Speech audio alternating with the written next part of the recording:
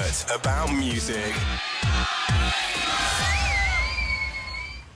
Well, we now have a man in the studio, Debbie, who has... I love a man who can accessorise a jacket with a pair of shoes.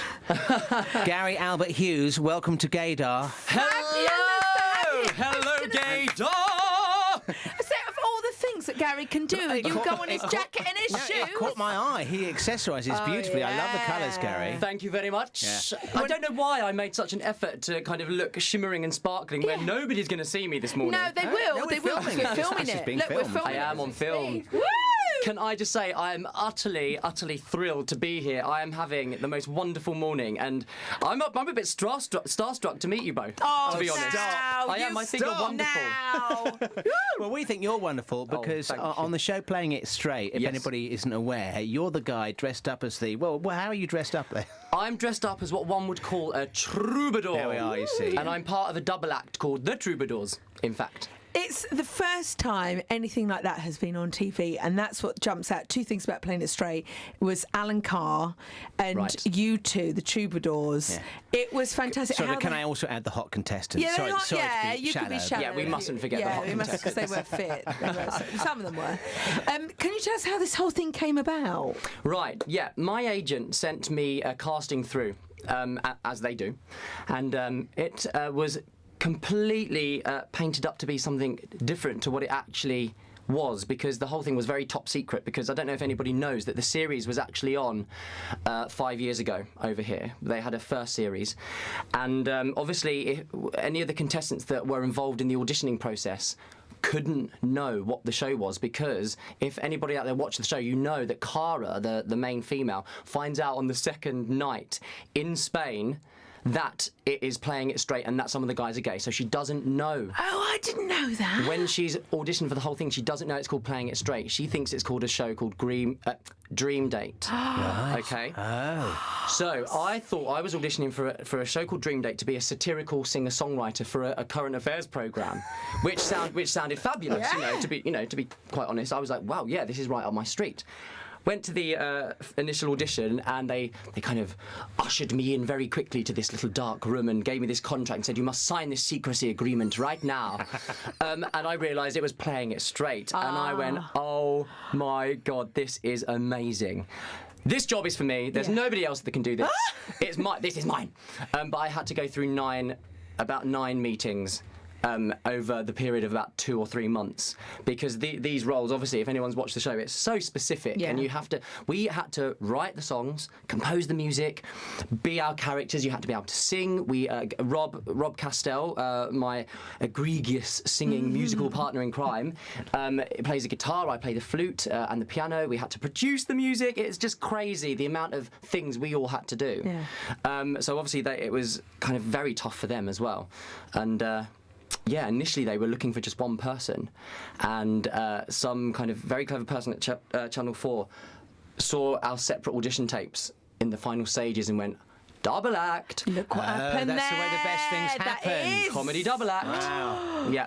And were you... So presumably you were involved... You were there for the entire filming, were you? We were there from the very Right. first day to the very last day. And were you sort of sat on the edge of the set watching what was going on, sort of trying to dream up stuff for the songs? Yeah, basically we were very much on the edges. We weren't allowed to interact very much with the boys because as Shame. I say, yeah, I know, isn't it?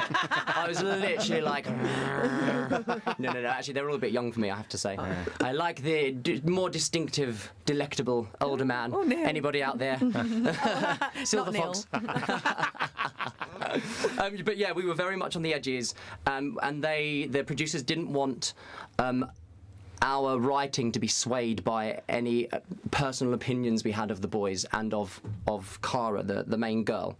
And also we didn't know who was gay and who was straight. Shut up! As everything was going along, I know. So everyone was in effect playing the game as well. 2 producers knew. The rest of the team, the presenter Jamila Jamil, nobody knew.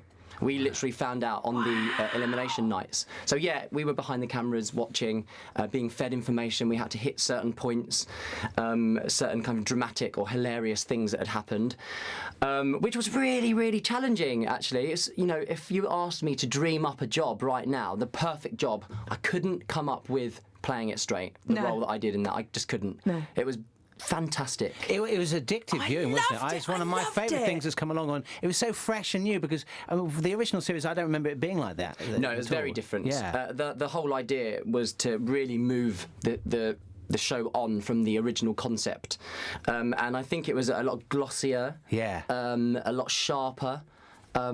A lot funnier, I think. Oh my goodness, a lot yes. funnier. With Alan Carr, who is Genius. just Did you get ridiculous. a buzz? Because each time you obviously kicked off the show, and then you do a piece, and Alan Carr will go, "Thank you, Troubadours." Oh, thanks, boys. Yeah, loved it. Did you meet him? Or was it all in a? Really, unfortunately, no. I would love to, but he did retweet one of my tweets. I'm kind of promoting my solo show at the moment, and Alan retweeted, and I got about 100 new followers in like 5 seconds. That's fantastic. Well, and that was really sweet of him. Yeah. He doesn't need to do that, but I'm sure he remembers what it's like being up and coming and trying to make it and forge your way in the business. Sure. And really, I was really grateful for that. Because that was really lovely of him. Yeah. You mentioned your show there. This is on the 15th and 16th of this month, Thursday and a Friday. Where Battersea Barge. Yes. I've been to a party. I've been to a party on that. It's a great venue. I'm very excited about the show. Actually, it's just a real mixture of kind of real classic, timeless, beautiful music. A lot of really funny, in my opinion, really funny comedy, and some modern stuff as well. So it's kind of a real kind of weaving show of kind of delicious little delights, and something for everyone, actually. Yeah. This is on the 15th and 16th of this month, Battersea Barge. All the details on your website. And have you got an album? You're working on an album as well? Yes, I'm really, really excited. I'm working on my solo debut album, which is going to be called Now and Then. Oh, good. And the concept of the album is that on the back you've got Now, 1, 2, 3, 4, 5, with some really exciting music by some of today's leading musical theatre composers, and one or two of my own songs on there, of course. Not that I'm one of the leading musical theatre composers.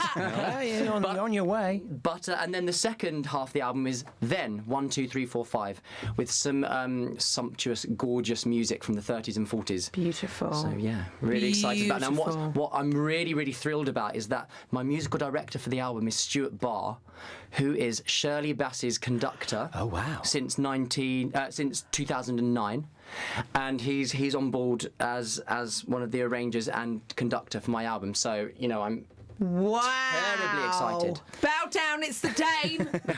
Just mention her name. Passionate about music.